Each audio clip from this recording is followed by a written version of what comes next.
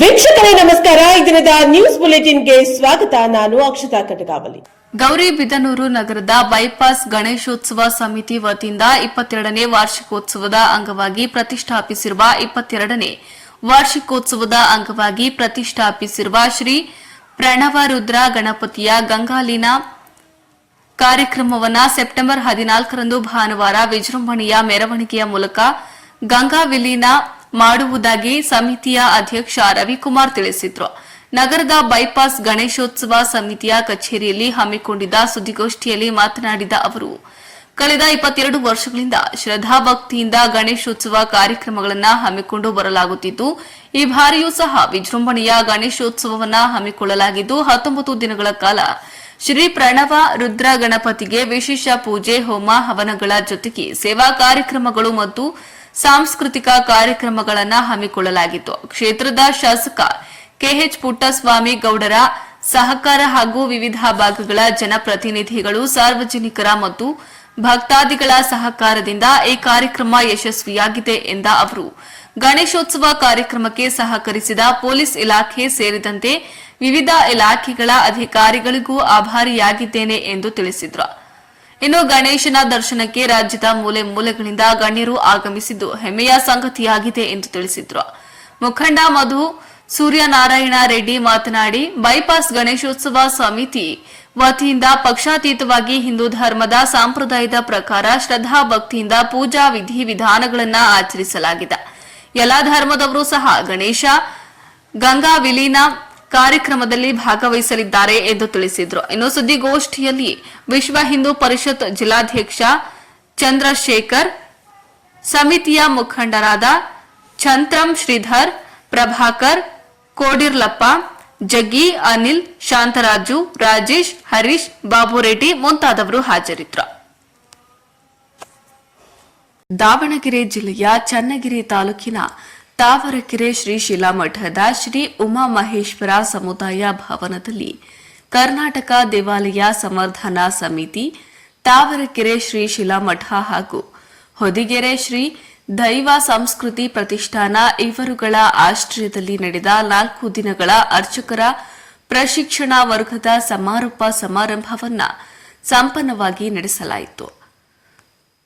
ಈ ಸಂದರ್ಭದಲ್ಲಿ ಸ್ವ ಸಂ ವಿಭಾಗ ಸಂಘ ಚಾಲಕರಾದ ದಿನೇಶ್ ಭಾರತಿಪುರ ಮಾತನಾಡಿದ್ದು, ಭಾರತ ವೈವಿಧ್ಯಮಯ ದೇಶ, ಆದರೆ ಜಾತಿ ಮತ ಪಂಥ ಭೇದಗಳಿಂದ ಹಿಂದೂ ಸಮಾಜ ದುರ್ಬಲವಾಗುತ್ತಿದೆ. ದೇಶದ ಏಳಿಗೆಗೆ ಹಿಂದೂ ಸಂಘಟನೆ ಅಗತ್ಯ, ದೇವಾಲಯಗಳು ಸಂಘಟನೆಯ ಕೇಂದ್ರವಾಗಬೇಕು ಎಂದು ಒತ್ತಿ ಹೇಳಿದರು.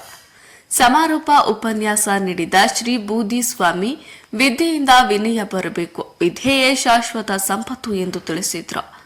ಇನ್ನು ಕಾರ್ಯಕ್ರಮದಲ್ಲಿ ದೇವಾಲಯ ಸಂವರ್ಧನಾ ಸಮಿತಿ ರಾಜ್ಯ ಸಂಚಾಲಕ ಮನೋಹರ್ ಮಠದವರು, ಶಿವಮೊಗ್ಗ ವಿಭಾಗ ಸಂಯೋಜಕ ಓಂಕಾರ್, ದಾವಣಗೆರೆ ಜಿಲ್ಲಾ ಸಹ ಸಂಯೋಜಕ ವಸಂತ್ ಕುಮಾರ್, ಚನ್ನಗಿರಿ ತಾಲೂಕು ಸಂಯೋಜಕ ಸ್ವಾಮಿ ಕೃಷ್ಣ ಕಶ್ಯಪ್, ಜಯಣ್ಣ, ಟಿಎನ್ ಚಂದ್ರಶೇಖರ್, ಮಂಜುನಾಥ್, ಶಿವಶಂಕರ್, ಈಶ್ವರಪ್ಪ, ಸ್ವಯಂ ಸೇವಕರು ದೇವರಾಜ್, ಗುರುಮೂರ್ತಿ, ಚೇತನ್, ಸಂಜು ಸೇರಿದಂತೆ ಚನ್ನಗಿರಿ ಪತಂಜಲಿ ಯೋಗ ತಂಡದ ಸದಸ್ಯರು, ಮಾತೆಯರು, ಗ್ರಾಮಸ್ಥರು ಹಾಗೂ ಪ್ರಶಿಕ್ಷಣಾರ್ಥಿಗಳು ಭಾಗವಹಿಸಿದ್ರು.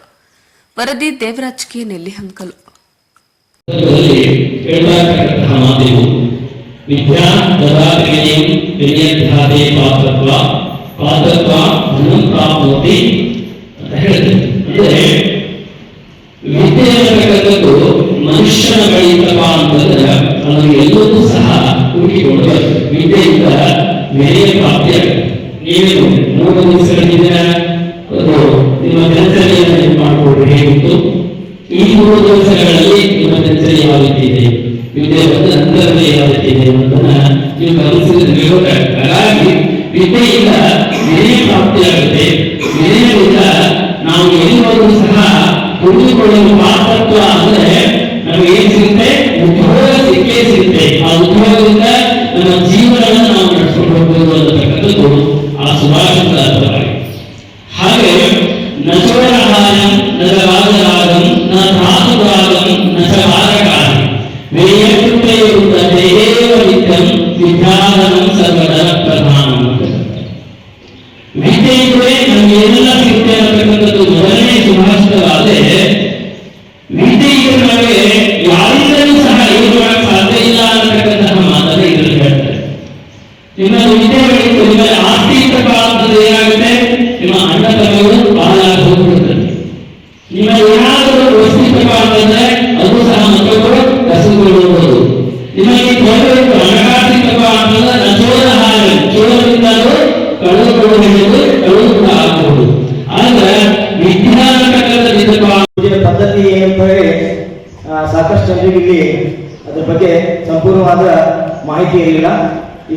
ಮೇಲೆ ದೇವರು ಮೆಚ್ಚುವಂತಹ ಪೂಜೆಯನ್ನು ನಾವು ಇಲ್ಲಿಂದ ತಗೊಂಡು ಹೋಗ್ತಾ ಇದ್ವಿ.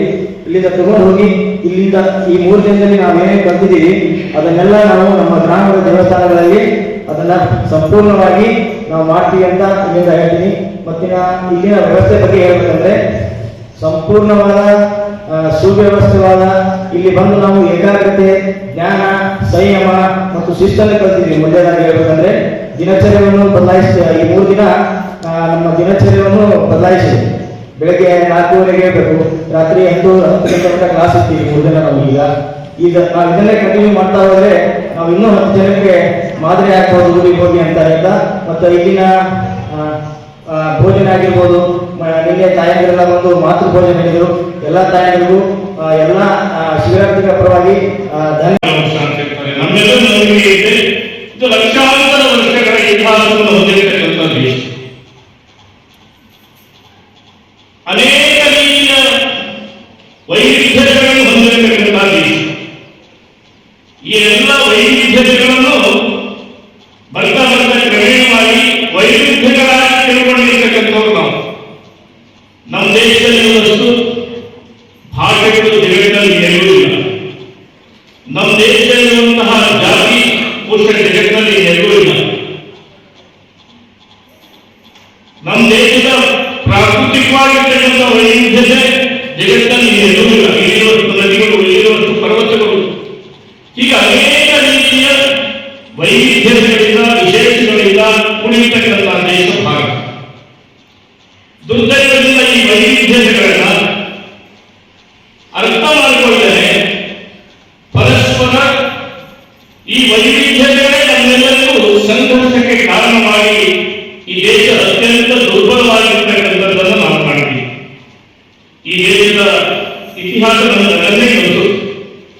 ಯಾವ ಸಂದರ್ಭಗಳಲ್ಲಿ ಈ ದೇಶದ ಮಕ್ಕಳಾದಂತಹ ಹಿಂದೂಗಳು ನಾವು ಸಂಘಟಿತರಾಗಿರ್ಬೋದು, ಶಕ್ತಿಶಾಲಿಗಳಾಗಿರ್ಬೋದು, ಆ ಎಲ್ಲ ಸಂದರ್ಭಗಳಲ್ಲಿ ಈ ದೇಶ ಅತ್ಯಂತ ವೈಭವದ ಸ್ಥಿತಿಯನ್ನು ಪಡೆದಿರಬಹುದು.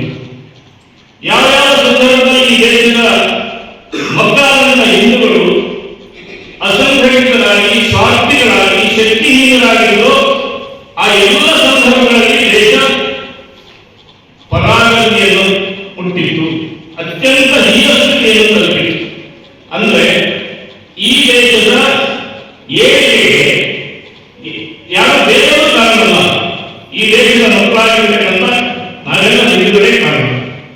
ಈ ದೇಶದ ಪರಾಗತಿಗೆ ಅಂದ್ರೆ ಈ ದೇಶದ ಅವನತಿಗೆ ಅವರು ಕೂಡ ಬೇರೆಯವರು ಕಾರಣ ಅಲ್ಲ, ಹಿಂದೂ ಸಮಾಜವೇ ಕಾರಣ.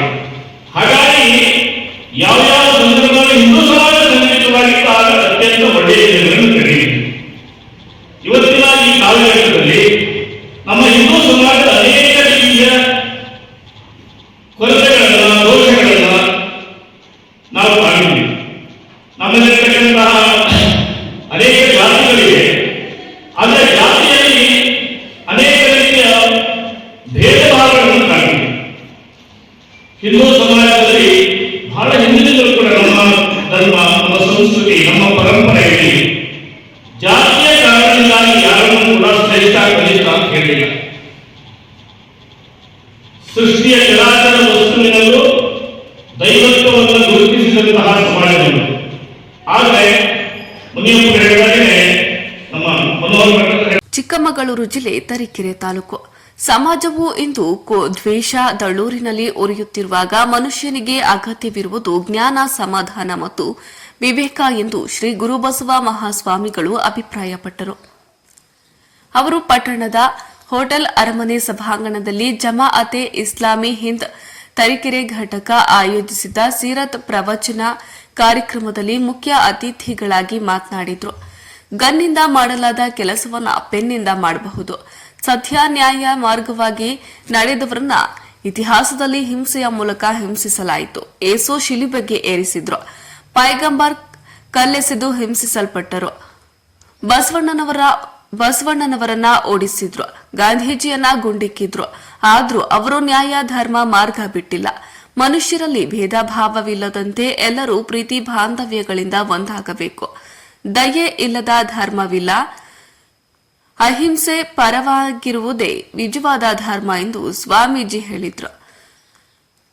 ಜಮಾಅತೆ ಇಸ್ಲಾಮಿ ಹಿಂದ್ ರಾಜ್ಯ ಕಾರ್ಯದರ್ಶಿ ಅಕ್ಬರ್ ಅಲಿ ಮಾತನಾಡಿ, ಪ್ರವಾದಿ ಮಹಮ್ಮದ್ ಪೈಗಂಬರ್ ಮಾನವ ಕಲ್ಯಾಣಕ್ಕಾಗಿ ಆಗಮಿಸಿದವರು. ಮನುಷ್ಯನ ಶ್ರೇಷ್ಠತೆ ಅವರ ಧರ್ಮದಲ್ಲಿ ಅಲ್ಲ, ಮಾನವೀಯತೆ ಮತ್ತು ನ್ಯಾಯದಲ್ಲಿ ಇದೆ. ದೇವರು ಜಾತಿ ಪಂಗಡವನ್ನ ಮಾಡಿಲ್ಲ, ಎಲ್ಲರೂ ಸಮಾನರು, ಎಲ್ಲರೂ ಒಂದೇ ನ್ಯಾಯ ಇರಬೇಕು ಎಂದು ಕರೆ ನೀಡಿದ್ರು. ಜಿಲ್ಲಾ ಸಂಚಾಲಕರಾದ ರಿಜ್ವಾನ್ ಖಾಲಿದ್ ಪ್ರಾಸ್ತಾವಿಕವಾಗಿ ಮಾತನಾಡಿದರು. ಸೆಪ್ಟೆಂಬರ್ 3ರಿಂದ 14ರವರೆಗೆ ರಾಜ್ಯಾದ್ಯಂತ ಸೀರತ್ ಪ್ರವಚನ ಕಾರ್ಯಕ್ರಮ ನಡೆಯಲಿದೆ. 76 ವರ್ಷಗಳಿಂದ ಜಮಾಅತೆ ಇಸ್ಲಾಮಿ ಹಿಂದ್ ಸಂಘಟನೆ ಶಾಂತಿ ಮತ್ತು ಸೌಹಾರ್ದದ ಸಂದೇಶ ಸಾರುತ್ತಿದೆ ಎಂದು ತಿಳಿಸಿದರು. ಇನ್ನು ಕಾರ್ಯಕ್ರಮದ ಆರಂಭದಲ್ಲಿ ಮಹಮ್ಮದ್ ಅಜಾದ್ ಕುರಾನ್ ಪಠಣ ನೆರವೇರಿಸಿದ್ರು. ಪೈಗಂಬರ್ ಕುರಿತ 2 ಪುಸ್ತಕಗಳನ್ನು ಬಿಡುಗಡೆ ಮಾಡಲಾಯಿತು. ಹುಜೈಫಾ ಅಹಮದ್ ಸೌಹಾರ್ದ ಗೀತೆ ಹಾಡಿದ್ರು. ವೇದಿಕೆಯಲ್ಲಿ ಪುರಸಭಾ ಅಧ್ಯಕ್ಷ ವಸಂತ್ ಕುಮಾರ್ ಕವಾಲಿ, ಉಪಾಧ್ಯಕ್ಷೆ ಪಾರ್ವತಮ್ಮ ತಿಮ್ಮಯ್ಯ ಹಾಗೂ ಸಂಘಟನೆಯ ಮುಖಂಡರಾದ ಸೈಯದ್ ಇಸ್ಮಾಯಿಲ್ ಉಪಾಧ್ಯಕ್ಷರಿದ್ದರು.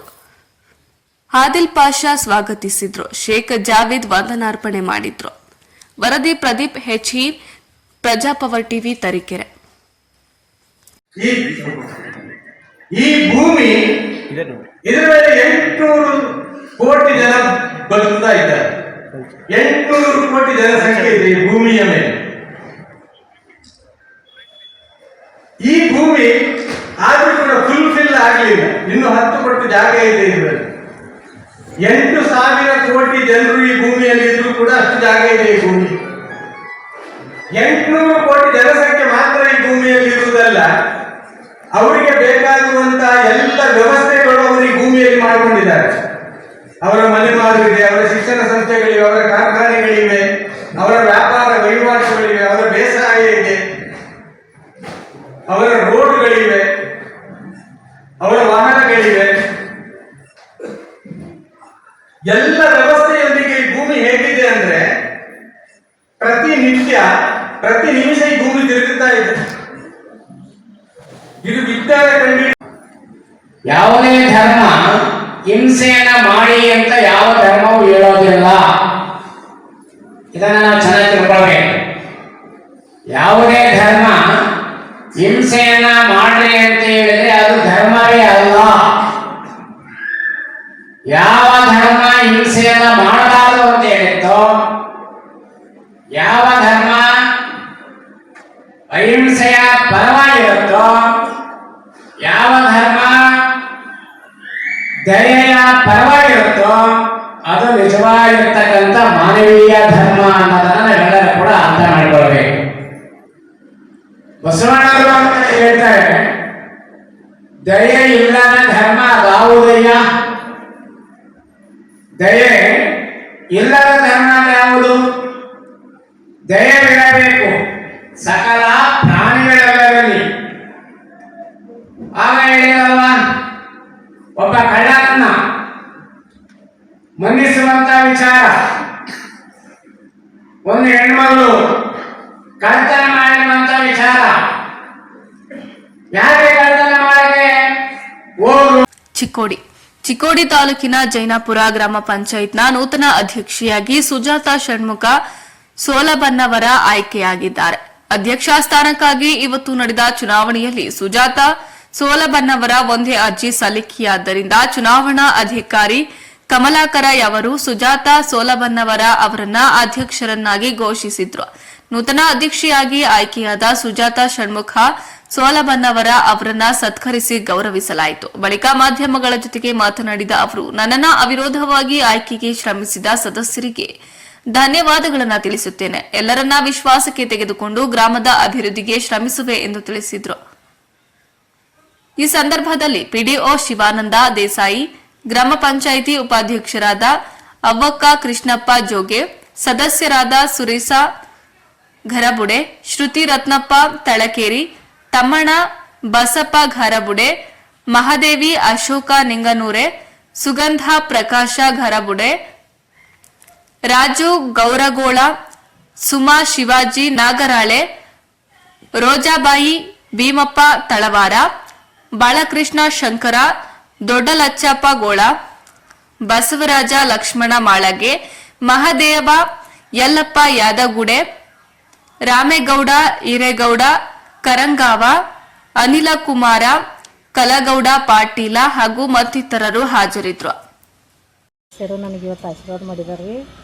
ತಮ್ಮಣ್ಣ ಗರ್ಗುಡೆ, ಸುರೇಶ್ ಗರ್ಗುಡೆ, ಅನಿಲ್ ಸರ್ವಣ್ಣವ್ರ ಮತ್ತು ಬಸು ಮಾಳಿಗೆಯವರು, ಅವಕ್ಕ ಜುಗುಳೆ ಮತ್ತು ಸುರ್ತಿ ತಳಕೇರಿ, ಮಾದೇವಿ ಡುಂಗ್ನೂರೆ, ಬಾಲಕೃಷ್ಣ ಲಚ್ಚಪ್ಪಗೌರಿ, ರೋಜಾ ತಳವಾರ್ರಿ, ರಾಮಣ್ಣ ಕರ್ಗಾವಿ ರೀ, ರಾಜು ಗೌರಗೌಡ್ರಿ, ಸುಮಲತಾ ನಾಗರಾಳೆ ರೀ, ಸುಗಂಧ ಗರ್ಗುಡಿ ರೀ. ಈಗ 15 ಜನರು ನಂಗೆ ಇವತ್ತು ಸಹಕಾರ ಮಾಡಿದ್ರೆ 14 ಜನ ರೀ. ನಮ್ದು ಇಲೆಕ್ಷನ್ ಆಗಲಿಲ್ಲ ರೀ ಇವತ್ತು. ನನಗೆ ಭಾಳ ಸಂತೋಷ ಆಯ್ತು ರೀ. ಆಯುರ್ವೇದಿಯಾಗಿ ಆಯ್ಕೆ ಆಗಿದ್ದೀನಿ ರೀ. ಮೊದಲನೇ ರೀ ಹಂಗೂ ಹಿಂಗೂ ಹೇಳಿ ನಂಗೆಲ್ಲ ಭಯ ಪಡಿಸಿರಿ. ಆದ್ರೆ ನಮ್ಮ ಸದಸ್ಯರೆಲ್ಲ ಏನು ಭಯ ಪಡಬೇಡ, ಈ ಸರಿ ಮಾಡ್ತೇವೆ ನೀನಂದ್ರು ಅವ್ರು ನಂಬೀನಿ ರೀ. ಅವ್ರು ಇದು ಮಾಡಿ ಪಾರ್ ಹಾಸಿರಿ. ಅವ್ರು ಕೊಡ್ತೇವೆ ಧನ್ಯವಾದ ಹೇಳ್ತೀನಿ ರೀ. ಅವ್ರು ನಮಸ್ಕಾರ ಮಾಡ್ತೀನಿ. ಎಲ್ಲ ಹಿಂಗೆ ಹೇಳ್ರಿ. ಸ್ವಾಸ್ಥ್ಯ ಒಂದು ಕೆಲಸ ಮಾಡ್ತೀನಿ ರೀ. ಅವ್ರು ಏನು ನಮ್ಗೆ ನಾವು ಒಬ್ಬಕ್ಕೆ ಅಲ್ರಿ ಅಧ್ಯಕ್ಷ, 15 ಜನ ಅಧ್ಯಕ್ಷ ಇದ್ದೀವಿ. ಗ್ರಾಮ ಪಂಚಾಯತಿಲಿ 16 ಜನ ಸದಸ್ಯರಿದ್ದು ಈಗಾಗಲೇ 4 ವರ್ಷ ನಮ್ಮ ಪೀರಿಯಡ್ ಮುಗಿತು. ಅದರಲ್ಲಿ ನಾವೊಂದು 18 ತಿಂಗಳ ಅಧ್ಯಕ್ಷ ಅಂತ ಮಾಡಿದೆ. ನಮ್ಮ ತಮ್ಮಣ್ಣ ಗರ್ಗುಡಿಯವರು ಅವರೊಂದು 10 ತಿಂಗಳು 12 ತಿಂಗಳು ಅವರು ಮಾಡಿದರು. ಆಮೇಲೆ ಲಕ್ಷ್ಮೀ ಮದಲೇಟಿ ಅಂತ ಅವರು ಮಾಡಿದರು. ಅವರೊಂದು ಒಂದೂವರೆ ವರ್ಷ ಮಾಡಿದರು. ಈಗ ಅವಿರೋಧವಾಗಿ ಸುಜಾತ ಷಣ್ಮುಖ ಸೊಲ್ಬಣ್ಣವ್ರು ಇವರನ್ನು ನಾವೆಲ್ಲರೂ ಅವಿರೋಧವಾಗಿ ಆಯ್ಕೆ ಮಾಡಿದ್ದೀವಿ. ನಮ್ಮಲ್ಲಿ ಯಾವುದೋ ಅಂದರೆ ಭೇದ ಭಾವ ಆಗಬಾರ್ದು. ಯಾಕಂದ್ರೆ ನಾವು ಎಲ್ಲರಿಗೂ ಅವಕಾಶ ಕೊಡಬೇಕಂತ ಉದ್ದೇಶದಿಂದ, ಅಂದರೆ ನಮ್ಮಲ್ಲೇ ರಾಜಕೀಯ ಮಾಡಬಾರ್ದು. ಇನ್ನು ಇಲೆಕ್ಷನ್ ಟೈಮ್ದಾಗ ಅಟ್ಟ ಮಾಡೋದು. ಈಗ ಯಾವುದೋ ಅಭಿವೃದ್ಧಿ ಕೆಲಸ ಆಗ್ಬೇಕಾದ್ರೆ ಒಂದಕ್ಕೊಂದು ಸಹಕಾರ ಬೇಕಾಗ್ತೈತಿ. ಅದಕ್ಕಾಗಿ ನಾವು ಸಹಕಾರ ಕೊಡುವ ಉದ್ದೇಶದಿಂದ ಅವ್ರನ್ನ ಅವಿರೋಧವಾಗಿ ಆಯ್ಕೆ ಮಾಡಿದ್ದೀವಿ. ನಾವು ಎಲ್ಲರೂ ಕೂಡಿ ಕೆಲಸ ಮಾಡ್ತೀವಿ. ಏನೋ ಸಮಸ್ಯೆ ಬರಲಿ, ಏನೇ ಚರ್ಚೆ ಮಾಡಿ ನಮ್ಮ ಊರಿನ ಅಭಿವೃದ್ಧಿ ಸಲುವಾಗಿ ನಾವು ಪ್ರಯತ್ನ ಮಾಡ್ತೀವಿ. ಮತ್ತು ಮುಂದೆ ಯಾವುದೋ ಇದ್ರೆ ಭೀ ನಮ್ಮಲ್ಲೇ ನಾವು ಭಾಳ ಇವೆಲ್ಲ ನಮ್ಮ ಜೈನಾಪುರ ಗ್ರಾಮದಾಗ ಒಂದಕ್ಕೊಂದು ಸಂಬಂಧ ಅದಾವೆ. ಒಂದು ಅಂದರೆ ಪಾಟೀಲ್, ಸೊಲ್ಬಣ್ಣವ್ರು, ಮಂಗಾಜ್, ಟೋಪುಗಳು ಹಿಂಗೆಲ್ಲ ಒಂದಕ್ಕೊಂದು ಏನೇ ಮಾಡಿದ್ರೆ ಭೀ ಅವು ಸಂಬಂಧ ಹತ್ತತಾವೆ. ಅದಕ್ಕೆ ಏನೇ ನಾವು ಮಾಡಿದ್ರೆ ನಾವು ಕುಡ್ಕೊಂಡು ಮಾಡ್ತೀವಿ. ಜಾತ್ರೆ ಮಾಡಲಿ ಏನೇ ಮಾಡಲಿ ನಾವು ಆ ಇಲೆಕ್ಷನ್ ಟೈಮ್ದಾಗ ಅಷ್ಟೇ ನಾವು ಏನಾದರೂ ಒಂದು 15 ದಿನನೂ ಒಂದು ತಿಂಗಳು ಅಷ್ಟೇ. ಅದರ ನಂತರ ನಾವೆಲ್ಲ ಮರೆತು ತೊರ್ನಾಳವರು ನಮ್ಮ ಜೊತೆ ಸಾತಿರ್ತಾರೆ. ಭೀಮಾ ತಳವಾರ್ ಅವರಾಗಲಿ, ಆಮೇಲೆ ಬಸವರಾಜ್ ಮಾಳ್ಗೆ ಅವರಾಗಲಿ, ಲಚ್ಚಪ್ಪಗಳಾಗಲಿ, ಸಾಕಷ್ಟು ಜನ ಎಲ್ಲರೂ ನಾವು ಏನೇ ಇದ್ರೆ ಭೀ ನಾವು ಎಲ್ಲರೂ ಕೂಡ್ಕೊಂಡು 2 ಗ್ರಾಮ ಅಂತಾಮ್ರಗತ್ಲೆ ಕೆಲಸ ಮಾಡ್ಕೊತ ಹೋಗಿದ್ದೀವಿ. ಇನ್ನು ಮುಂದೂ ಮಾಡ್ತೀವಿ. ಇನ್ನು ಜನರ ಸಹಕಾರ ನಮಗೆ ಬೇಕಾಗ್ತೈತಿ. ನಾವು ಏನಾದರೂ ಗ್ರಾಮದ ಅಭಿವೃದ್ಧಿ ಸಲುವಾಗಿ ನಾವು ಪ್ರಯತ್ನ ಮಾಡ್ತೀವಿ. ಮತ್ತು ಅವ್ರಿಗೆ ನಮ್ಮ ಈಗ ನೂತನವಾಗಿ ಆಯ್ಕೆಯಾದ ಸುಜಾತ ಸೊಲ್ಬಣ್ಣ ಅವರಿಗೆ ಹಾರ್ದಿಕ ಅಭಿನಂದನೆಗಳು. ಮತ್ತು ಅವ್ರಿಗೂ ನಾವು ಯಾವಾಗೂ ಸಹಕಾರ ಇರ್ತೈತಿ. ಒಟ್ಟು ಊರಿನ ಅಭಿವೃದ್ಧಿ ಆಗಬೇಕು. ಏನು ಸಮಸ್ಯೆ ಇದ್ದರೆ ನಾವು ಎಲ್ಲರೂ ಕೂಡಿ ಸ್ಪಂದಿಸ್ತೀವಿ. ನಮಸ್ಕಾರ. ಇವತ್ತಿನ ದಿವಸ ನಮ್ಮ ಗ್ರಾಮ ಪಂಚಾಯತಿ ಅಧ್ಯಕ್ಷರ ಚುನಾಯಿತ ಒಂದು ಚುನಾವಣಾ ಘೋಷಣೆ ಆಗಿತ್ತು. ಇದೊಂದು 12ನೇ ತಾರೀಕು. ಇವತ್ತು 12ನೇ ತಾರೀಕು ಅಧ್ಯಕ್ಷರ ಘೋಷಣೆ ಆಗಿತ್ತು. ಆ ದಿವಸ ನಾವು ಈ ದಿವಸ ಎಲ್ಲರೂ ನಾವು ನಮ್ಮ ಗ್ರಾಮ ಪಂಚಾಯತಿ ಸದಸ್ಯರಿರೋದು 16 ಜನ. ನಾವು 15 ಜನ ಬಂದು ನಾವು ಸಹಮತದಿಂದ 15 ಜನ ಕೂಡಿ ಒಬ್ಬ ನಮ್ಮ ಸುಜಾತ ಸೊಲ್ಬಣ್ಣ ಅವ್ರ ಅಂತೇಳಿ ನಾವು ಎಲ್ಲರೂ ಕೂಡಿ ಅವಿರೋಧವಾಗಿ ನಮ್ಮ 15 ಜನ ಕೂಡಿ ಒಂದು ಅಧ್ಯಕ್ಷ ಸ್ಥಾನಕ್ಕೆ ಆಯ್ಕೆ ಮಾಡಿದ್ದೇವೆ. ಅವ್ರಿಗೂ ಕೂಡ ನಮ್ಮ ಎಲ್ಲ ಸದಸ್ಯರ ಪರವಾಗಿ ನಾವೊಂದು ಧನ್ಯವಾದಗಳನ್ನು ತಿಳಿಸುತ್ತಾ, ಈ ಒಂದು ನಮ್ಮದು ಇನ್ನೂ ತನಕ ಉಳಿದಂಥ ಕೆಲಸ ಏನದಾವಲ್ಲ, ನಮ್ಮದು ಇನ್ನೊಂದು 2-3 ತಿಂಗಳು ಇರ್ಬೋದು ಅವಧಿ. ಆ ಅವಧಿ ಒಳಗೆ ನಾವು ಉಳಿದಂಥ ಕೆಲಸಗಳನ್ನು ಎಲ್ಲ ಮುಗಿಸಿ ನಾವು ಎಲ್ಲ ರೈತರಿಗೂ ಕೂಡ ಒಂದು ಏನು ಉಳ್ದವಲ್ಲ ಕೆಲಸ ಅವನ್ನೆಲ್ಲ ಕ್ಲಿಯರ್ ಮಾಡೋಕೆ ನಾವು ಎಲ್ಲರೂ 15 ಜನ ಕೂಡಿ, ಇನ್ನೂ ತನಕ ಏನಾಗಿತ್ತಲ್ಲ ಅದೆಲ್ಲ ವಿಷಯ ಬೇರೆ, ನಾವು ಎಲ್ಲರೂ ಕೂಡಿ ಒಂದು ಏನು ಉಳ್ದವಲ್ಲ ಕೆಲಸ ಅವೆಲ್ಲ ಕೆಲಸ ಮುಗಿಸೋದು ಒಂದು ನಾವು ಮೊದಲು ಪ್ರಯತ್ನ ಮಾಡ್ತೇವೆ. ಯಾರ್ಯಾರು ಉಳ್ದವ ಕೆಲಸಗಳು ಅವು ಎಲ್ಲರೂ ಬಂದು ನಮಗೆ ಭೇಟಿ ಆಗಬೇಕು. ಅವ್ರಿಗೆ ನಾವು ಕೆಲಸ ಮಾಡುವಂಥ ವಿಷಯ ನಾವು ಮಾಡ್ತೇವೆ. ಇನ್ನೂ ತನಕ ಹೆಂಗೈತಿ ಒಂದು ಯಾರು ಹೇಳ್ತಾರೋ ಯಾರು ಬಿಡ್ತಾರೋ ಅದು ವಿಷಯ ಬೇರೆ ಆಗೈತಿ. ಈಗ ಹೆಂಗಾಗೈತಿ ನಾವು 15 ಮಂದಿ ಕೂಡಿ ಒಂದು ಏನಾಗೈತಿ ನಾವು ಉಳಿದಂಥ ಕೆಲಸಗಳು ಕ್ಲಿಯರ್ ಮಾಡ್ಬೇಕಾಗಿತ್ತು. ನಮ್ಮ ಉಳಿದ ಅವಧಿ ಒಳಗೆ ನಮ್ಮದು ಉಳಿದಂಥ ಒಂದು 2-3 ತಿಂಗಳದಾಗ ಇವು ಎಲ್ಲ ಕ್ಲಿಯರ್ ಮಾಡಿಸಿ ಎಲ್ಲ ರೈತರಿಗೂ ಕೂಡ ನಾವು ಒಂದು ಅನುಕೂಲ ಮಾಡಿಕೊಡ್ತೇವೆ ಅಂತೇಳಿ ನಾವು 15 ಮೆಂಬರ್ ಒಬ್ಬ ಅಧ್ಯಕ್ಷ ಉಪಾಧ್ಯಕ್ಷರ ಪರವಾಗಿ ಕೂಡ ನಾ ಎಲ್ಲರೂ ಪರವಾಗಿ ಒಂದು ಈ ವಿಷಯ ಹೇಳ್ತೇನೆ ಅಂತೇಳಿ ನಾ ಎಲ್ಲರಿಗೂ ಧನ್ಯವಾದ ಹೇಳಿ ಒಂದೆರಡು ಮಾತು. 3 ವರ್ಷದಿಂದ ಪ್ರೀತಿಸುತ್ತಿದ್ದ ಅಂತರ್ಜಾತಿ ಜೋಡಿಗಳು ಮಸ್ಕಿ ಶ್ರೀ ಬ್ರಹ್ಮರಾಂಬ ಮಲ್ಲಿಕಾರ್ಜುನ ದೇವಸ್ಥಾನದಲ್ಲಿ ಮದುವೆ ಮಾಡಿಸಿದ ಗ್ರಾಮಸ್ಥರು. ಹೌದು, ಇದು ಮಸ್ಕಿ ತಾಲೂಕಿನ ಮಿಟೆಕೆಲ್ಲೂರು ಹಾಗೂ ಕುಣೆಕೆಲ್ಲೂರು ಗ್ರಾಮದ ಯುವ ಜೋಡಿಗಳು ಸತತವಾಗಿ 3 ವರ್ಷಗಳಿಂದ ಕದ್ದು ಮುಚ್ಚಿ ಪ್ರೀತಿ ಮಾಡ್ತಿದ್ರು. ನಂತರ ಪ್ರೀತಿ ಮಾಡುತ್ತಿರುವ ವಿಷಯ 2 ಕಡೆ ಮನೆಯವರಿಗೆ ಗೊತ್ತಾದ ನಂತರ ಇಬ್ಬರಿಗೂ ಬುದ್ಧಿವಾದ ಹೇಳಿದ್ರು. ಆದ್ರೂ ಇಬ್ರು ಯಾವುದೇ ರೀತಿಯಿಂದ ಬದಲಾವಣೆಯಾಗದೆ ಇಬ್ಬರೂ ನಾವು ಒಬ್ಬರನ್ನೊಬ್ಬರು ತುಂಬಾ ದಿನಗಳಿಂದ ಪ್ರೀತಿ ಮಾಡ್ತಿದ್ದು, ನಾವು ಯಾವುದೇ ಕಾರಣಕ್ಕೂ ಬೇರೆಯಾಗೋದಿಲ್ಲವೆಂದು ಪೊಲೀಸ್ ಸ್ಟೇಷನ್ ಮೆಟ್ಟಿಲೇರಿದ್ರು. ಯುವಕನಿಗೆ 23 ವರ್ಷ ಹಾಗೂ ಯುವತಿಗೆ 21 ವರ್ಷ ತುಂಬಿ ವಯಸ್ಕರಿರೋದ್ರಿಂದ ಪೊಲೀಸ್ ಸ್ಟೇಷನ್ನಲ್ಲಿ ಹುಡುಗನ ಕಡೆಯಿಂದ ಹಾಗೂ ಹುಡುಗಿ ಕಡೆಯಿಂದ ಈ ಗ್ರಾಮದಲ್ಲಿ ವಿಷಯವಾಗಿ ಯಾವುದೇ ರೀತಿಯಲ್ಲಿ ಘಟನೆ ಮರುಕಳಿಸದಂತೆ ಮುಚ್ಚಳಿಕೆ ಬರೆಸಿಕೊಂಡು ಘಟನೆ ನಡೆದಿದೆ. ಯುವಕನ ಹೆಸರು ಅಂಬರೀಶ್ ಹಾಗೂ ಯುವತಿಯ ಹೆಸರು ರೇಣುಕಾ.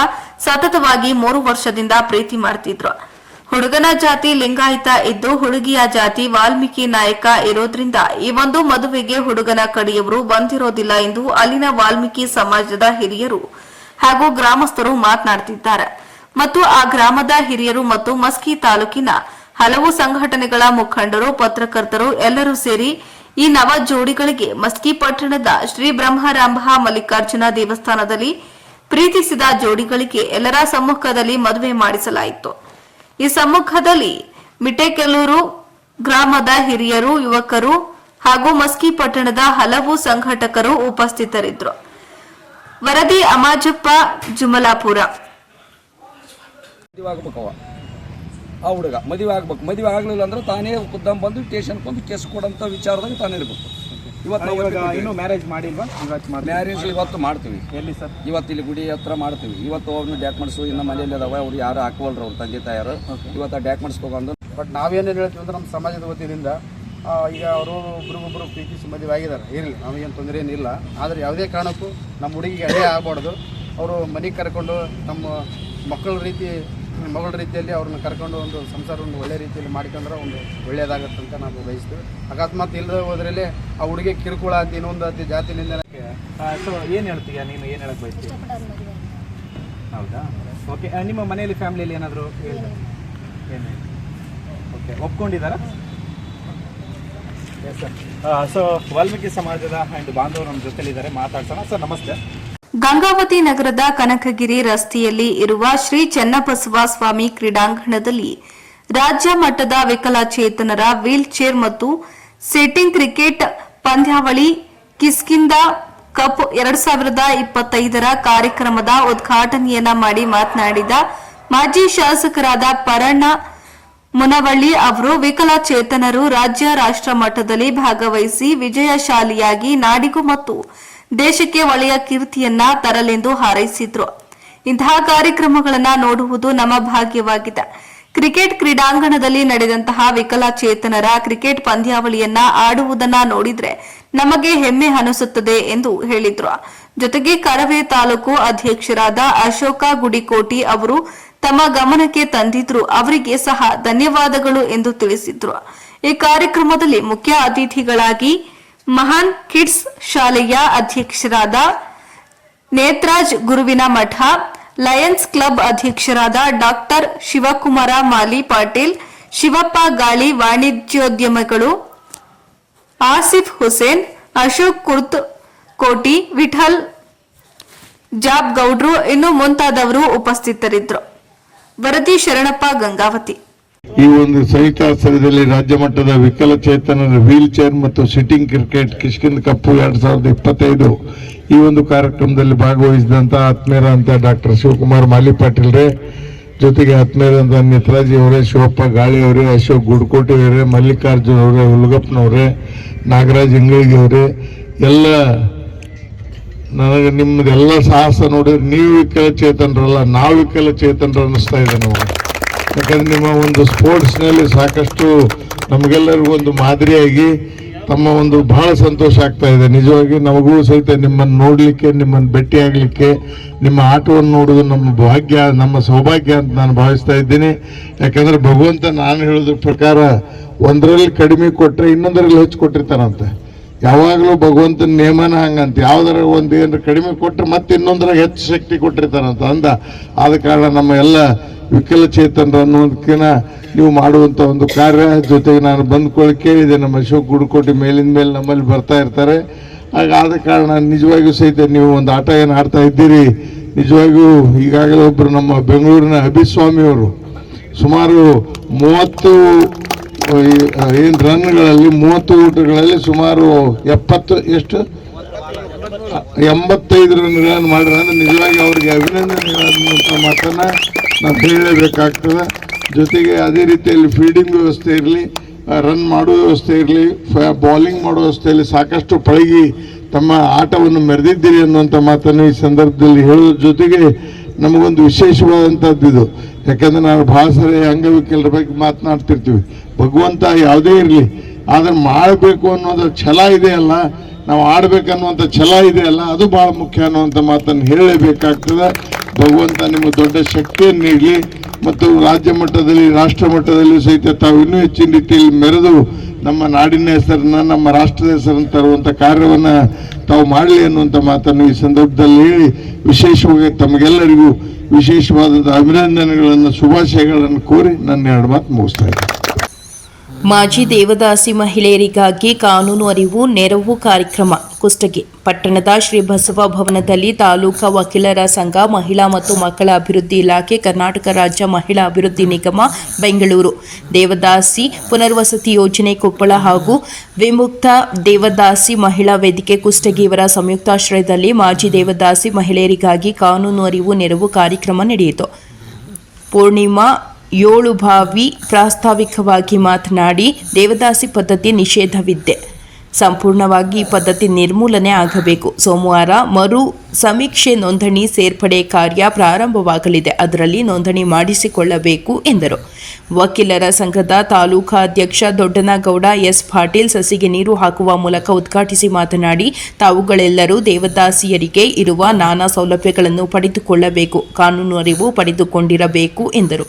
ವಿಮುಕ್ತ ದೇವದಾಸಿ ಮಹಿಳಾ ವೇದಿಕೆಯ ಸಂಚಾಲಕ ಚಂದಲಿಂಗಪ್ಪ ಕಲಲಬಂಡಿ ಮಾತನಾಡಿ, ಸರ್ಕಾರಿ ಸೌಲಭ್ಯಗಳನ್ನು ಪಡೆದುಕೊಳ್ಳಬೇಕು, ಅವರ ಬದುಕು ಹಸನಗೊಳಿಸಬೇಕಿದೆ. ಇನ್ನು ಈ ಪದ್ಧತಿ ಕೆಲ ಕಡೆ ಅಲ್ಪ ಸ್ವಲ್ಪ ಜೀವಂತ ಇದೆ ಎಂದು ಹೇಳಿದರು. ವಕೀಲ ಸುರೇಶ ಗುಡದೂರು ಮಾತನಾಡಿ, ದೇವದಾಸಿ ಮಹಿಳೆಯರಿಗೆ ಸಾಕಷ್ಟು ಅನುಕೂಲಗಳಿವೆ, ನೀವು ಸಹ ಗೌರವಯುತವಾಗಿ ಬದುಕುವ ಹಕ್ಕು ಇದೆ.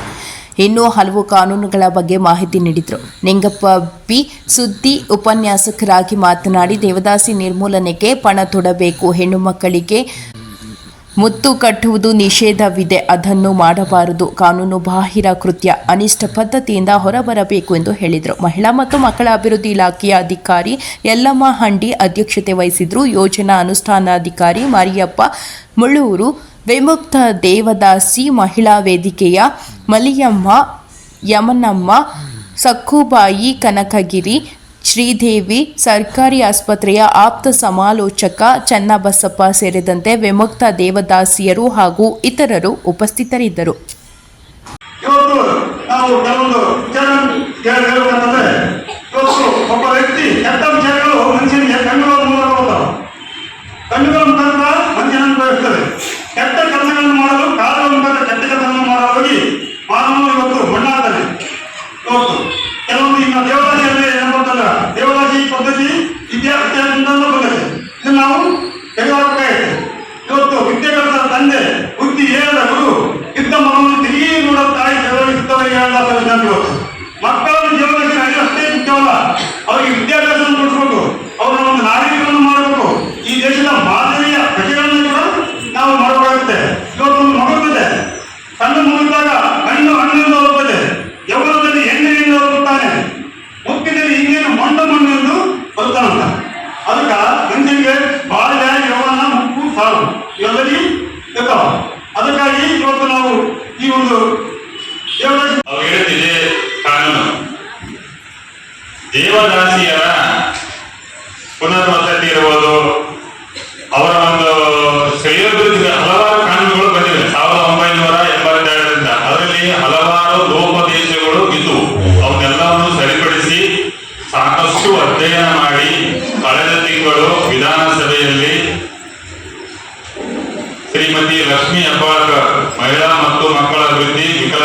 ಹಿರಿಯ ನಾಗರಿಕ ಸಬಲೀಕರಣ ಮಂತ್ರಿಯವರು ಮಂಡಿಸಿದ್ದಾರೆ. ಇದು ರಾಜ್ಯಪಾಲರ ಅಂಕಿತ ಬಿದ್ದರೆ ಕಾನೂನಾಗಿ ಹೊರಗಡೆ ಬರುತ್ತೆ. ಇದರಲ್ಲಿ ದೇವದಾಸಿ ಮಹಿಳೆಯರಿಗೆ ಸಾಕಷ್ಟು ಅನುಕೂಲಗಳಿವೆ. ನೋಡ್ರಿ, ಕಾನೂನು ಬಲ್ಲವನೇ ಜಾಣ. ನೀವೆಲ್ಲ ತಿಳ್ಕೊಂಡ್ಬಿಡ್ರಿ. ಮಾಜಿ ದೇವದಾಸಿ ಕಾಯ್ದೆಗಳಲ್ಲಿ ನೀವು ಕೂಡ ಸಮಾಜದಲ್ಲಿ ಗೌರವದಿಂದ ಬಾಳ್ತಕ್ಕಂಥ ಹಕ್ಕನ್ನು ಹೊಂದಿದ್ದೀರಿ. ಭೂಮಿ ಮೇಲೆ ಹುಟ್ಟಿರ್ತಕ್ಕಂತಹ ಪ್ರತಿಯೊಂದು ಜೀವಿ ಬದುಕ್ತಕ್ಕಂಥ ಹಕ್ಕು ಎಲ್ಲಿ ಹೊಂದಿದೆಯೋ ಅವ್ರನ್ನ ಕರೆದಿದ್ರು. ಅವೇನೋ ಅಚಾನಕ್ಕಾಗಿ ಕಾರಣಾಂತರಗಳಿಂದ ಬರ್ಲಿಕ್ಕೆ ಆಗಲಿಲ್ಲ. ನನಗೆ ಬೆಳಿಗ್ಗೆ ನಮ್ಮ ಅಧ್ಯಕ್ಷರು ಇಲ್ಲ ಸರ್ ಬರಲೇಬೇಕಂತ ಹೇಳಿದ್ರು. ನಾವು ಅವಸರದಲ್ಲಿ ಬರಬೇಕಾಯಿತು. ಈ ಒಂದು ಕಾರ್ಯಕ್ರಮಕ್ಕೆ ನನ್ನ ಕರೆದಕ್ಕೆ ನನಗೆ ತುಂಬಾ ಸಂತೋಷ ಇದೆ. ಕಾರ್ಯಕ್ರಮವನ್ನ ಹಮ್ಮಿಕೊಂಡಿರುವ ಈ ಸುಂದರ ಸಮಾರಂಭದ ಅಧ್ಯಕ್ಷತೆ ವಹಿಸಿರುವಂತ ಶ್ರೀಮತಿ ಯಲ್ಲಮ್ಮ ಹಂಡಿ ಮೇಡಮ್ ಅವರೇ, ಉದ್ಘಾಟಕರಾಗಿ ಬಂದಿರುವಂತಹ ವಕೀಲರ ಸಂಘದ ಅಧ್ಯಕ್ಷರೇ ಮತ್ತು ಉಪನ್ಯಾಸಕರಾಗಿ ಬಂದಿರುವಂತಹ ವಕೀಲ ಮಿತ್ರರೇ, ವಿಮುಕ್ತ ದೇವದಾಸಿ ಮಹಿಳಾ ವೇದಿಕೆಯ ಸದಸ್ಯರೇ ಹಾಗೂ ದೇವದಾಸಿ ಮರು ಸಮೀಕ್ಷೆಯ ರಾಜ್ಯ ಕಮಿಟಿಯ ಸದಸ್ಯರಾಗಿರುವಂತಹ ಚಂದ್ರಲಿಂಗಪ್ಪ ಅವರೇ ಹಾಗೂ ಕಾರ್ಯಕ್ರಮದ ಕೇಂದ್ರ ಬಿಂದುಗಳಾಗಿರುವಂತಹ ನಮ್ಮ ಎಲ್ಲ ತಾಯಂದರಿಗೆ ನಮಸ್ಕಾರಗಳನ್ನ ಹೇಳ್ತಾ, ದೇವದಾಸಿ ಪದ್ಧತಿಯ ಕುರಿತಾಗಿ ಏನೇನೆಲ್ಲ ಕಷ್ಟಗಳಿದೆ ಅದನ್ನ ನಾವು ಬಿಡಬಾರ್ದ, ಆ ಕಾನೂನು ಏನ್ ಹೇಳುತ್ತೆ ಅನ್ನೋದ್ರ ಬಗ್ಗೆ ಎಲ್ಲ ನಿಮಗೆ ಪ್ರತಿ ಸಾರಿನೂ ಕೂಡ ಇದ್ರ ಬಗ್ಗೆ ಮಾಹಿತಿಯನ್ನ ಕೊಡ್ತಾ ಇರ್ತೇವೆ. ದೇವದಾಸಿ ಪದ್ಧತಿ ನಿಷೇಧ ಮಾಡಿದೆ ಸರ್ಕಾರ ಅಂತಂದ್ರೂ ಕೂಡ ನಾವು ಎಲ್ಲೋ ಒಂದ್ ಕಡೆ ಯಾಕನ ಮನಸ್ಸನ್ನ ಬಿಡ್ತಾ ಇರ್ತೀವಿ. ಅಯ್ಯೋ ಈಗಿನ ಯಾರು ಮದ್ವೆ ಮಾಡ್ಕೊಳ್ತಿಲ್ಲ, ದೇವದಾಸಿ ಪದ್ಧತಿಗೆ ಬಿಟ್ಬಿಡೋಣ ಅಂತೇಳಿ. ಈಗಲೂ ಅಂತ ಒಂದು ಮನಸ್ಥಿತಿಗಳು ಅದಾವ ಅನ್ನೋದನ್ನ ಕೇಳಿದ್ರೆ ಮನಸ್ಸಿಗೆ ಬಹಳ ದುಃಖ ಆಗುತ್ತೆ. ಇಲ್ಲಿ ಕೆಲವೊಂದು ಹಳ್ಳಿಗಳಲ್ಲಿ ಆ ತರದ ವ್ಯವಸ್ಥೆಗಳನ್ನ ನಾವು ಕದ್ದು ಮುಚ್ಚಿ ಮಾಡುವಂತ ವ್ಯವಸ್ಥೆನ ನೋಡ್ತೇವೆ. ಆದ್ರೆ ಬಹುತೇಕವಾಗಿ ಕಾಯ್ದೆ ಬಂದ ನಂತರ ಇಂಥ ಒಂದು ಪದ್ಧತಿಗೆ ಮಾಡಿದ್ರೆ ಏನಾದ್ರೂ ತೊಂದರೆ ಆಗುತ್ತೆ ಅನ್ನೋ ಭಯ ಇರುವಂತ ಜನನೂ ಇದ್ದಾರೆ. ಅಂದ್ರೆ ಮನಸ್ಥಿತಿನ ಬದಲಾಯಿಸ್ಕೊಂಡಿರುವಂತಹ ಜನನೂ ಇದ್ದಾರೆ. ಇನ್ನು ಸ್ವಲ್ಪ ಮಟ್ಟಿನ ಜನ ಈ ಪದ್ಧತಿಗೆ ಒಳಗಾದ್ರೆ ನನ್ನ ಆಸ್ತಿ ಎಲ್ಲ ಎಲ್ಲೂ ಹೋಗಲ್ಲ, ಅಥವಾ ಹೆಣ್ಮಗಳದಳ ನನ್ನನ್ನು ನೋಡ್ಕೊಂತಾಳ, ಅಥವಾ ಆಕೆಗೆ ಮದ್ವೆ ಮಾಡ್ಕೊಳ್ಳೋದಾದಂತ ಒಂದು ವಾಸಿ ಆಗದಂತ ಕಾಯಿಲೆ ಇದೆ ಅಂತವ್ರಿಗೆ ಈ ತರ ಪದ್ಧತಿ ಬಿಟ್ಬಿಟ್ರೆ ಹೆಂಗೂ ಮುಂದೆ ಇಲ್ಲೇ ಇರ್ತಾಳ ಅಂತ ಇನ್ನು ಕೆಲವೊಬ್ಬರ ನಂಬಿಕೆಗಳಿದೆ. ಆ ಎಲ್ಲಾ ನಂಬಿಕೆಗಳು ನಮ್ಗೆ ಬುಡ ಸಮೇತ ಹೋಗ್ಬೇಕು ಅಂದ್ರೆ ನಾವು ಪದೇ ಪದೇ ನಿಮಗೆ ಕಾನೂನಿನ ತಿಳುವಳಿಕೆಗಳನ್ನ ಹೇಳ್ಬೇಕಾಗುತ್ತದೆ. ಅಂತ ಒಂದು ಏನದು ದೇವದಾಸಿ ಪದ್ಧತಿನ ಸಂಪೂರ್ಣವಾಗಿ ನಿರ್ಮೂಲನೆ ಮಾಡುವಂತ ತಾಲೂಕು ಅನ್ನಂತ ಒಂದು ಯಾವಾಗ ಘೋಷಣೆ ಆಗುತ್ತೆ ಅಲ್ಲಿವರೆಗೂ ನಾವು ಈ ಪದ್ಧತಿ ಬಗ್ಗೆ ನಿಮಗೆ ಹೇಳ್ತಾನೆ ಇರ್ಬೇಕಾಗುತ್ತೆ. ಹಾಗಾಗಿ ಇವತ್ತು ನಿಮ್ಗೆ ಕಾನೂನಿನ ಒಂದು ತಿಳುವಳಿಕೆ ಕಾರ್ಯಕ್ರಮನ ಕರೆದಿರೋದು. ಅದಕ್ಕೆ ಪರಿಣಿತರೆಲ್ಲ ಹೆಚ್ಚು ನಿಮ್ಗೆ ಮಾಹಿತಿನ ಕೊಡ್ತಾರೆ. ಆದ್ರೆ ನೀವು 20-30 ವರ್ಷದಿಂದ ಕರ್ನಾಟಕ ಸರ್ಕಾರದ ಕಾನೂನು ಸೇವಾ ಸಮಿತಿ ಹಾಗೂ ಮಹಿಳಾ ಅಭಿವೃದ್ಧಿ ನಿಗಮ ಬೆಂಗಳೂರು ಹಾಗೂ ದೇವದಾಸಿ ಪುನರ್ವಸತಿ ಯೋಜನೆ ಕೊಪ್ಪಳ ಹಾಗೂ ಇವರ ತಾಲೂಕಾ ಮಹಿಳಾ ಇವರ ವತಿಯಿಂದ ಹಮ್ಮಿಕೊಂಡಿದ್ದು ಬಹಳ ಸಂತೋಷ. ಮೊಟ್ಟ ಮೊದಲನೇದಾಗಿ ತಮಗೆಲ್ಲರಿಗೆ ಕಾನೂನಿನ ಅರಿವಿನ ಬಗ್ಗೆ ಉಪನ್ಯಾಸ ನೀಡಲು ನಮ್ಮ ಸಹೋದರ ನ್ಯಾಯವಾದಿಗಳು ಇದ್ದಾರೆ. ನಾನು ಮುಖ್ಯವಾಗಿ ಹೇಳ್ತಕ್ಕಂಥದ್ದು ಉದ್ಘಾಟನಾ ಭಾಷಣದಲ್ಲಿ ಹೊಟ್ಟೆಯ ಹಸಿವಿಗೆ ಊಟ ಹೆಚ್ಚಾದರೆ ಅಜೀರ್ಣವಾಗಬಹುದು. ತಾವು ತಿಳ್ಕೋಬಹುದು, ಹೊಟ್ಟೆಯ ಹಸಿವಿಗೆ ಊಟ ಹೆಚ್ಚಾದರೆ ಅಜೀರ್ಣವಾಗಬಹುದು. ಆದರೆ ಜ್ಞಾನದ ಹಸಿವಿಗೆ ಹೆಚ್ಚಾದರೆ ಅದು ಅಜೀರ್ಣ ಆಗೋದಿಲ್ಲ. ಅಂದ್ರೆ ನಾವು ಕಾನೂನನ್ನ ಅಥವಾ ಜ್ಞಾನವನ್ನ ಎಷ್ಟು ಪಡ್ಕೊಂಡ್ರೂ ಅದು ಅಜೀರ್ಣವಾಗುವುದಿಲ್ಲ. ಹಾಗಾಗಿ ತಾವೆಲ್ಲರೂ ಈ ದೇವದಾಸಿ ಮಹಿಳೆಯರಿಗೆ ಇರತಕ್ಕಂಥ ಸೌಲಭ್ಯಗಳನ್ನ ಪಡೆದುಕೊಳ್ಳುವಲ್ಲಿ ಪ್ರಯತ್ನ ಮಾಡಬೇಕು. ನಮಗೇನ್ ಬಿಡ್ರಿ, ಅವ್ರ ಆಫೀಸರ್ ಬಂದಿರ್ತಾರೆ, ಭಾಷಣ ಮಾಡ್ತಾರೆ, ಒಕ್ಕಾರ ಅಂತ ಅನ್ಬಾರ್ದು. ಅದು ನಿಮಗೋಸ್ಕರ ಇರ್ತಕ್ಕಂಥ ಕಾರ್ಯಕ್ರಮ. ನಿಮ್ಮ ಹಕ್ಕುಗಳನ್ನು ಪಡ್ಕೊಳ್ಳಿಕ್ಕೆ ನೀವು ಪ್ರಯತ್ನ ಮಾಡಬೇಕು. ಇಲ್ಲಿ ಯಾರು ಹಕ್ಕುಗಳನ್ನು ಕೊಡೋದಿಲ್ಲ, ಸೌಲಭ್ಯ ಕೊಡೋದಿಲ್ಲ. ನಮ್ಮ ಮಕ್ಕಳನ್ನ ನಾವು ಪಡ್ಕೊಳ್ಳಕ್ಕೆ ಪ್ರಯತ್ನ ಮಾಡಬೇಕು, ಅದು ನಮ್ಮ ಕರ್ತವ್ಯ. ಈಗ ನಾವು ಉದಾಹರಣೆ ಒಂದು ಹೇಳ್ಬೇಕಂದ್ರೆ ನಮ್ಮ ಕೊಪ್ಪಳ ಜಿಲ್ಲೆಯಲ್ಲಿ ಹಿರೇಸಿಂದಗಿ ಅಂತಕ್ಕಂಥದ್ದು ಒಂದು ಗ್ರಾಮ ಇದೆ. ತಾವು ನೋಡಿದಿರೋ ಏನೋ ಗೊತ್ತಿಲ್ಲ, ನಾವು ನೋಡಿದ್ದೀರಲ್ಲ. ಹಿರೇಸಿಂದಗಿ ಗ್ರಾಮದಲ್ಲಿ ಏನು ವ್ಯವಸ್ಥೆ ಇದೆ ಅಂದರೆ, ತಮ್ಮ ಹಿರಿಯ ಸಹೋದರಿಯರಿರ್ಬೋದು, ತಮಗೆ ಸಂಬಂಧಿಕರಿರೋದನ್ನು ಗೊತ್ತಿಲ್ಲ, ಅವರು ನಿಮಗಿಂತ ಹೆಚ್ಚಿನ ದೇವರ ಸ್ವರೂಪರು ಅಂತ ಅವರು ವಿಚಾರ. ಅಂದ್ರ ನಾವು ಯಾರನ್ನೂ ಮದುವೆ ಆಗುವುದಿಲ್ಲ, ಹೆಣ್ಮಕ್ಳು ನಮಗಿಂತ ದೊಡ್ಡವರು ಯಾರು ಇಲ್ಲ ಅಂತ ಅವ್ರ ಭಾವನೆ. ಎಲ್ಲಿ ಹಿರೇಸಿಂದಗಿ ಗ್ರಾಮದಲ್ಲಿ ತಾವು ನೋಡಿರ್ಬೇಕಂತ ಅನ್ಸುತ್ತ ನನಗೆ. ಹಿರೇಸಿಂದಗಿ ನೋಡಿರಿಲ್ಲ ತಾವು, ಕೊಪ್ಪಳ ಜಿಲ್ಲಾದಾಗ ಬರ್ತವ್ರು. ಅಲ್ಲಿ ದೇವದಾಸಿ ಮಹಿಳೆಯರು ಅನ್ನೋದಕ್ಕಿಂತ ಅಲ್ಲಿ ಒಂದು ದೊಡ್ಡ ಮಠದ ಇದೆ. ಆ ಮಠದಲ್ಲಿ ಇರ್ತಕ್ಕಂಥ ಮಹಿಳೆಯರು ಅವ್ರ ಒಂದು ಉತ್ತರ ಏನಂದ್ರೆ, ನೀವ್ ಯಾಕ್ರಿ ಮದುವೆ ಆಗ್ತಾ ಇಲ್ಲ ಅಂತ ಕೇಳಿದ್ರೆ ಅವ್ರು ಹೇಳ್ತಕ್ಕಂಥ ಉತ್ತರ, ನಮ್ಗಿಂತ ಕಡಿಮೆ ಆಗ್ತಾರ ಅವರು ವರಗಳು. ಅಂದ್ರೆ ನಮಗೆ ಸಮಾನರಲ್ಲ, ನಮ್ಗಿಂತ ಕುಲ ಕಡಿಮೆ ಅಂತಾರೆ, ಏನಂತಾರೆ ನಿಮ್ಗೆ ಬಿಟ್ಟಿದ್ದಾರೆ. ಅಂದ್ರೆ ನಾವು ಹೆಚ್ಚಿನವರು, ನಮ್ಮನ್ನು ಮದುವೆ ಆಗಿದ್ರೆ ಅವ್ರು ಕಡಿಮೆ ಆಗ್ತಾರ ಅಂತಕ್ಕಂಥದ್ದು. ಚಿಕ್ಕಬಳ್ಳಾಪುರ ನಗರದ ಪ್ರತಿಷ್ಠಿತ ದಿ ಗೋಲ್ಡನ್ ಗ್ಲಿಮ್ಸ್ ಕಾಲೇಜು ವತಿಯಿಂದ ನಗರ ಹೊರವಲಯದ ಸಿವಿವಿ ಕ್ಯಾಂಪಸ್ ಕ್ರೀಡಾಂಗಣದಲ್ಲಿ ವಿದ್ಯಾರ್ಥಿಗಳ ಇಂಟರ್ ಕ್ಲಾಸ್ ಸ್ಪೋರ್ಟ್ಸ್ ಮೀಟ್ ಆರಂಭವಾಯಿತು. ಕಾರ್ಯಕ್ರಮ ಉದ್ಘಾಟನೆ ಮಾಡಿ ಮಾತನಾಡಿದ ಅಗಲಗುರ್ಕಿ ಗ್ರಾಮ ಪಂಚಾಯಿತಿ ಪಿಡಿಒ ಅಶೋಕ್ ಅವರು, ಕ್ರೀಡೆಗಳು ಕೇವಲ ಪೈಪೋಟಿ ಅಥವಾ ಜಯ ಪರಾಜಯದ ಅಂಗಳವಲ್ಲ, ಇದು ಮಾನಸಿಕ ಹಾಗೂ ದೈಹಿಕ ಸದೃಢತೆಗೆ ಮಹತ್ವದ ವೇದಿಕೆ. ನಿರಂತರವಾಗಿ ಕ್ರೀಡೆಯಲ್ಲಿ ಭಾಗವಹಿಸುವುದರಿಂದ ಆರೋಗ್ಯ ಕಾಪಾಡಿಕೊಳ್ಳಬಹುದು. ಜೊತೆಗೆ ತಂಡ ಭಾವನೆ, ಶಿಸ್ತು ಹಾಗೂ ಸ್ಪೋರ್ಟ್ಸ್ ಮ್ಯಾನ್ಶಿಪ್ ಬೆಳೆಯುತ್ತದೆ. ಸೋಲಿನ ಅನುಭವವೇ ಜೀವನದಲ್ಲಿ ಗೆಲುವಿನ ಪಾಠ ಕಲಿಸುತ್ತದೆ ಎಂದರು. ನಗರಸಭೆ ಮಾಜಿ ಸದಸ್ಯ ಮಹಾಕಾಳಿ ಬಾಬು ಮಾತನಾಡಿ, ಜೀವನದಲ್ಲಿ ಸೋಲು ವ್ಯಕ್ತಿಯನ್ನು ಎತ್ತರಕ್ಕೆ ಕೊಂಡೊಯ್ಯುವ ದಾರಿಯಾಗಿದೆ. ಕ್ರೀಡೆಗಳಲ್ಲಿ ಸೋಲು ಗೆಲುವು ಸಹಜ, ಆದರೆ ಪಾಲ್ಗೊಳ್ಳುವಿಕೆ ಮುಖ್ಯ. ಕ್ರೀಡೆಗಳು ಶಿಸ್ತು, ಸಮಯ ಪಾಲನೆ ಹಾಗೂ ಸಾಧನೆ ಮಾಡುವ ಭಾವನೆ ಬೆಳೆಸುತ್ತವೆ ಎಂದರು. ಕಾಲೇಜಿನ ಪ್ರಾಂಶುಪಾಲ ಸಿಎಂ ಮುನಿಕೃಷ್ಣ ಮಾತನಾಡಿ, ಕ್ರೀಡೆಗಳು ವಿದ್ಯಾರ್ಥಿಗಳಲ್ಲಿ ಹೋರಾಟದ ಮನೋಭಾವ, ಶಿಸ್ತು ಮತ್ತು ತಂಡ ಭಾವನೆ ರೂಪಿಸುತ್ತದೆ. ಸೋಲು ಗೆಲುವು ಮುಖ್ಯವಲ್ಲ, ಪಾಲ್ಗೊಳ್ಳುವುದೇ ನಿಜವಾದ ಕ್ರೀಡಾ ಮನೋಭಾವ. ಇತ್ತೀಚಿನ ದಿನಗಳಲ್ಲಿ ಮಕ್ಕಳು ಮೈದಾನ ಬಿಟ್ಟು ಮೊಬೈಲ್ ಆಟಗಳಲ್ಲಿ ತೊಡಗಿರುವುದು ಚಿಂತಾಜನಕ. ವಿದ್ಯಾರ್ಥಿಗಳು ಕ್ರೀಡೆಗಳಲ್ಲಿ ಸಕ್ರಿಯರಾಗಿದ್ದಾಗಲೇ ದೈಹಿಕ ಮಾನಸಿಕ ಸಾಮರ್ಥ್ಯ ವೃದ್ಧಿಯಾಗುತ್ತದೆ ಎಂದು ತಿಳಿಸಿದರು. ಏನಾಗುತ್ತೆ, ನಮ್ದು ಬೋನ್ ಸ್ಟ್ರೆಂಥನ್ ಆಗುತ್ತೆ. ಜೊತೆಗೆ ನಮ್ದು ಏನು ಸೆಲ್ಫ್ ಕಾನ್ಫಿಡೆನ್ಸ್ ಬೂಸ್ಟ್ ಆಗುತ್ತೆ. ಇದು ಒಂದು ಹೆಲ್ತ್ ದೃಷ್ಟಿಯಿಂದ ನಮ್ಗಿರುವಂತ ಒಂದು ಬೆನಿಫಿಟ್. ಮತ್ತೆ ನೀವು ಸೋಷಿಯಲ್ ಹೇಳ್ಬೇಕಾದ್ರೆ ನಮ್ಮಲ್ಲಿ ಒಂದು ಟೀಮ್ ಸ್ಪಿರಿಟ್ ನ ಅದು ಹುಟ್ಟಾಗುತ್ತೆ. ಯಾಕಂದ್ರೆ ನಾವು ಕ್ರೀಡೆಯಲ್ಲಿ ಭಾಗವಹಿಸಿದ್ರೆ ನಾವು ದೈಹಿಕವಾಗಿ ನಾವು ದಕ್ಷವಾಗಿರ್ಬೇಕು. ಈಗ ಯಾವ ವ್ಯಕ್ತಿ ದೈಹಿಕವಾಗಿ ದಕ್ಷವಾಗಿರ್ತಾನೋ ಅವನು ಮೆಂಟಲಿ ಕೂಡ ಫಿಟ್ ಆಗಿರ್ತಾನೆ. ಹಂಗಾಗಿ ನಾವು ಹೆಚ್ಚು ಕ್ರೀಡೆಗಳಲ್ಲಿ ತೋರಿಸ್ಕೊಂಡಂತೆ ಏನಾಗುತ್ತೆ, ನಾವು ಗುಂಪು ಆಟಗಳನ್ನ ಆಡಬೇಕಾದ್ರೆ ಏನಾಗುತ್ತೆ, ನಾವು ಕಮ್ಯುನಿಕೇಶನ್ ಮಾಡೋ ರೀತಿ ಆಗಿರ್ಬೋದು, ಒಂದು ಟೀಮ್ ಸ್ಪಿರಿಟ್ ಆಗಿರ್ಬೋದು, ಒಂದು ಟೀಮ್ ನ ಬೂಸ್ಟ್ ಮಾಡೋದಾಗಿರ್ಬೋದು, ಒಂದು ಟೀಮ್ ಎಲ್ಲ ಒಂದು ಇದರಲ್ಲಿ ಲೋ ಪಾಯಿಂಟ್ ಅಲ್ಲಿ ಇದ್ದಾಗ ನಾವು ಟೀಮ್ ಎಫರ್ಟ್ ಮಾಡಿದಾಗ ತಂಡವಾಗಿ ಎಲ್ಲರೂ ಕೂಡ ನಾವು ಗೆಲುವನ್ನ ಸಾಧಿಸಬಹುದು. ಮತ್ತು ಸೋತಾಗ ನಾವು ಯಾವ ರೀತಿ ಕಮ್ ಬ್ಯಾಕ್ ಮಾಡ್ಬೇಕು ಅನ್ನೋದು ಕೂಡ ಕ್ರೀಡೆಯಲ್ಲಿ ನಮ್ಗೆ ಅದೊಂದು ಪಾಠ. ಇದು ಬರೀ ಕ್ರೀಡೆಗೆ ಸೀಮಿತವಾಗಿರಲ್ಲ, ನಮ್ಮ ವೈಯಕ್ತಿಕ ಜೀವನದಲ್ಲೂ ಸಹ ಕೂಡ ಇದು ನಮ್ಗೆ ಒಂದು ಆತ್ಮವಿಶ್ವಾಸವನ್ನ, ಏಕಾಗ್ರತೆಯನ್ನ ವೃದ್ಧಿ ಮಾಡ್ಕೊಳ್ಳೋದಕ್ಕೆ ಒಂದು ಸಹಕಾರ ಆಗಿರ್ತದೆ. ಹಂಗಾಗಿ ಎಲ್ಲಾ ವಿದ್ಯಾರ್ಥಿಗಳು ಸಹ ಸಕಾರಾತ್ಮಕವಾಗಿ ಈ ಕ್ರೀಡೆಯಲ್ಲಿ ಸಮಗ್ರವಾಗಿ ನೀವು ಭಾಗವಹಿಸಿ ಮತ್ತು ಈ ಒಂದು ಕ್ರೀಡಾಕೂಟ ಯಶಸ್ವಿಯಾಗಲಿ ಅಂತ ಹೇಳ್ತಾ ಹಾರೈಸ್ತಾ ಈ ಒಂದು ವೇದಿಕೆಗೆ ನನ್ನ ಕರೆದು ಇಲ್ಲಿ ಉದ್ಘಾಟನೆ ಮಾಡಬೇಕು ಅಂತ ಕರೆದಾಗ ನನಗೆ ಬಹಳ ಸಂತೋಷ ಆಯ್ತು. ಯಾಕಂದ್ರೆ ನಿಮ್ಮ ಕಾಲೇಜಿಗೂ ನನಗೆ ಬಹಳ ಆತ್ಮೀಯತೆ. ನಂದು ಒಂದು ಫ್ಯಾಮಿಲಿ ಇದ್ದಂಗೆ ಆ ಕಾಲೇಜಲ್ಲಿ ಯಾವುದೇ ಒಂದು ಕಾರ್ಯಕ್ರಮ ಆದ್ರೂ ಅವ್ರನ್ನ ಬರಲೇಬೇಕು ಅಂತೇಳಿ ಅವ್ರು ಮಾಡ್ತಾರೆ, ನಾನೆಲ್ಲೋ ಇರ್ತೀನಿ, ಬರೋದಕ್ಕಾಗಿರೋದಿಲ್ಲ. ಸೋಲು ಗೆಲುವು ಎಲ್ಲ ಖಚಿತ, ಅದರಲ್ಲಿ ಸೋತಾಗೆ ಗೆಲ್ಲುವಂಥದ್ದು.